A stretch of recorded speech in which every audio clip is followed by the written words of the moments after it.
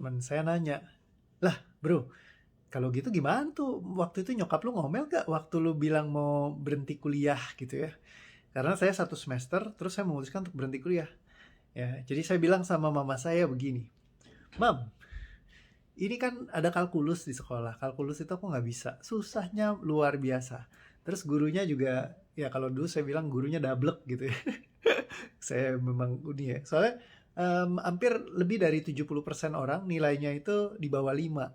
Ya, terus dia sering ngomong, kalian nih goblok-goblok, kalian nih mau jadi apa, ya kan? Dalam hati saya yang pasti nggak mau jadi bapak lah, ya kan? Masa S2 naik Kopaja gitu kan, dalam hati saya, bukan dalam hati sih, saya ngomong sama teman saya, ya nggak mungkin lah jadi kayak dia. S2 naik Kopaja ngapain gitu kan. Nah, terus dalam hati juga ngomong, bukan dalam hati juga, ini ngomong juga sama temen ya, ya gobloknya dia ngajar ya, kalau misalkan namanya kelas, tengah kelas nggak bisa semua, kan artinya goblok, nggak bisa ngajar kan. Kalau dia pinter, harusnya yang di dalam kelas itu jadi pinter-pinter semua. Guru yang pinter adalah yang bisa memintarkan muridnya, bukan gurunya sendiri yang pintar. Tapi muridnya bodoh, goblok. Nah, itu kan namanya guru yang nggak becus ngajar gitu ya. Nah, jadi ya dibalik dari itu semua. Namanya nggak usah sebutin lah ya, nanti Pak Samuel kecewa. Nggak ada kepahitan sama sekali tentang dia, cuman it's a joke yang kayak memang kadang-kadang beberapa orang ya menyimpan kebodohannya masing-masing sehingga perlu untuk seperti itu gitu ya. Dan waktu itu saya memutuskan ngapain lah saya ikut lanjutin kuliah saya kalau gitu. Karena apa? Nanti saya tanya, kalkulus itu ada berapa? Kalkulus 1, 2, 3 ternyata. Kalkulus 1, 2, 3 itu berarti nanti ada yang lebih parah lagi dari kalkulus 1. Satu aja udah nggak bisa. Apalagi 3. Oh, mencret gitu kan. Ya udah aku akhirnya bilang, "Mam, kalau kalkulus 1, 2, 3 nggak bakalan bisa deh, nggak akan lulus. Jadi mau nanti udah bayar bayar bayar bayar bayar bayar bayar bayar bayar bayar bayar bayar bayar bayar, ujungnya nggak lulus juga, ngabisin waktu ya, atau sekarang aja mendingan jadi cut loss, ya apa yang udah dibayar ya udahlah hilang nggak bisa balik lagi. Tapi kan jadi nggak usah bayar itu, mending duitnya dipakai yang lain ya." Jadi ini namanya benefit frame ya, membicarakan tentang keuntungan yang bisa didapatkan ketika kita jadi sesuai dengan yang saya inginkan, saya pengennya buat berhenti gitu ya. Jadi saya bilang seperti itu ya. Mama saya bilang, "Ya pokoknya kita udah usahakan yang terbaik, hidupmu yang penting kamu tanggung jawab sendiri." Ya, mami sih pengennya sebenarnya semua anak itu lulus kuliah. Ya, kamu ya kalau misalkan memutuskan jalan hidupmu seperti itu, ya sudah, yang penting kamu tanggung jawab sama hidupmu sendiri. Jangan nanti kita yang disalahin, kata dia begitu. Oh ya udah mam, sip mantap. Ya udah akhirnya saya berhenti kuliah. Nah, bicara tentang berhenti ya. Sebenarnya ini juga hal yang sangat penting sekali untuk dimiliki oleh seseorang. Dulu saya pikir itu sesuatu hal yang negatif gitu ya. Tapi turns out itu adalah satu keputusan terbaik yang pernah saya ambil dalam hidup saya untuk saya berhenti kuliah. Karena minimal saya nggak harus berkutat dengan kebodohan itu terus-menerus gitu ya. Maksudnya bukan kebodohan sih, kecerdasan yang terlalu cerdas buat saya. Yang saya yang memang bodoh yang nggak mampu untuk bisa mengcope dengan keilmuan hitung-hitungan yang terlalu mendalam gitu ya. Nah jadi eh dan terus menerus seperti itu, akhirnya hmm, saya memutuskan untuk berhenti. Dan banyak sekali orang di masa sekarang, mereka yang terus menerus ya udah tahu lagi jeblos, masih tetap nyemplung juga, jeblos juga. Maksudnya apa? Kita tahu di COVID-19 seperti ini sekarang, lagi banyak banget orang yang dalam keadaan semuanya kan sistem berubah ya, istilahnya kita sekarang yang tadinya offline jadi online gitu. Terus semua yang dulunya mungkin cara cari uangnya seperti itu, mungkin ada yang perlu berubah juga.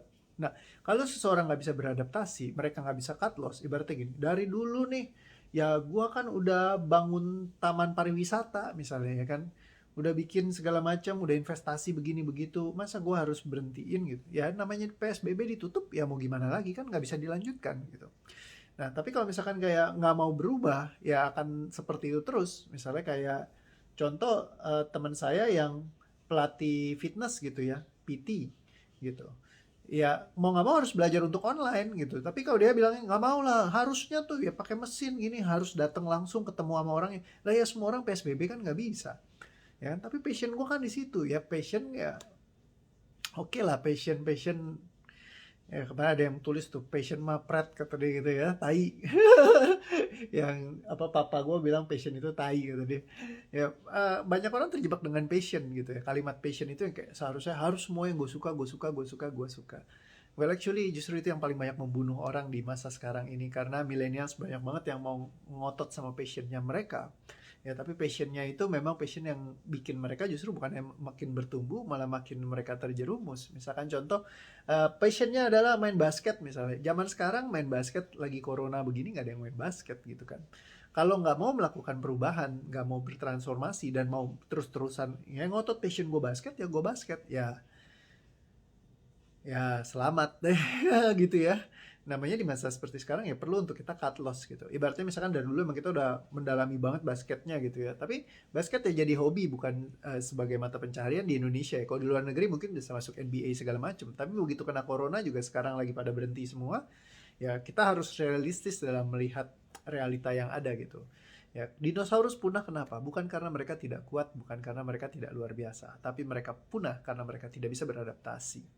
Salah satu kunci dari beradaptasi adalah tahu kapan kita harus bermain di mana bergeraknya. Ya, contohnya misalkan yang tadi, ketika bisnis lagi berubah gitu, apakah bisnis kita sudah masuk ke eranya online ya kan? Apakah kita sudah mulai mencoba beradaptasi dengan semua sistem yang ada sekarang gitu ya? Karena kayak kita belajar tentang algoritma, belajar tentang bagaimana mungkin creating sesuatu yang baik gitu ya, yang bisa berpotensi di masa depan.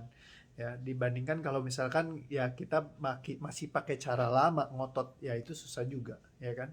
Ada yang misalkan pramugara, ya itu juga kan sudah berubah sekarang semuanya. Kalau misalkan dia masih ngotot terus, ya saya pramugara, saya harus begini gitu. Nggak mungkin kalau misalkan saya eh, kerjain yang lain misalnya ya susah ya kan sekarang kan penerbangan juga lagi nggak banyak gitu harus bersaing dengan ya itu kemarin aja SQ berhentiin lagi 4.200-an karyawan gitu ya kalau misalkan nggak beradaptasi ya akan punah gitu tinggal masalah waktu aja tunggu aja nanti pasti akan uh, ya makin parah gitu kalau nggak dari sekarang ya misalkan selagi masih sehat ya masih banyak potensi yang bisa kita gali masih banyak nih ya sebelum saturasi ya hajar aja sebelum saturasinya makin parah gitu ya hajar aja sekarang gitu ya beradaptasi coba dengan hal-hal yang baru yang kita belum pernah coba sebelumnya ya kita juga nggak pernah tahu kan mungkin saja itu menjadi potensi yang bisa kita lakukan misalkan kayak sahabat-sahabat saya yang tadi yang nggak pernah bikin video akhirnya belajar bikin video segala macam belajar ngomong di depan kamera ya itu hal yang perlu dilakukan. Ya, kalau nggak ya di masa sekarang karena semua orang ya berfungsinya dari sana gitu. Kalau nggak mulai belajar ya nggak bisa. Kalau nggak mulai melakukan ya nggak akan jadi. Ya. Ya, dan jangan bilang kalau itu bukan passionnya saya. Ya, karena itu akan malah menjatuhkan kita. Passion itu bikin kita ya buat di masa sekarang sih mendingan jangan deh. Ya kecuali memang passion Anda bisa menghasilkan. Nah itu lain ceritanya ya. Tapi kalau passionnya nggak bisa menghasilkan, nanti aja dulu deh, nggak usah pusingin ya. Kerjain aja dulu yang bisa dikerjain, yang bisa ngasilin dulu, nggak usah pusing. Ya kalau misalkan dalam keadaan yang sulit, misalnya udah kepepet, ya istilahnya kerja dibayar dengan gaji yang lebih rendah pun, it's okay gitu ya.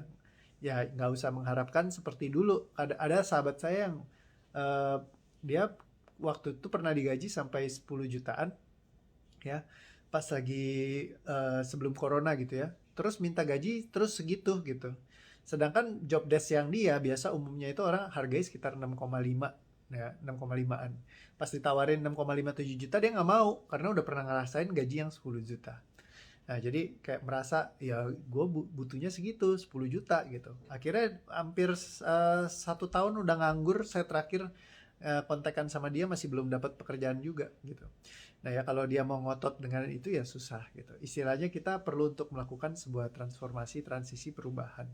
Ya di masa-masa seperti ini ada orang yang bisa berselancar di atas ombak besar, ada juga yang tergerus sama ombak besar. Nah, yang manakah Anda? Oke, jadi jangan pernah ngotot sama passion, nggak usah pusing. Beradaptasi itu juga hal yang sangat-sangat penting yang perlu dimiliki oleh kita semua. Kecuali bisnisnya memang sudah ya ikut naik di masa seperti sekarang. Oke, see you again. Sampai ketemu di video yang lain ya. Bye-bye.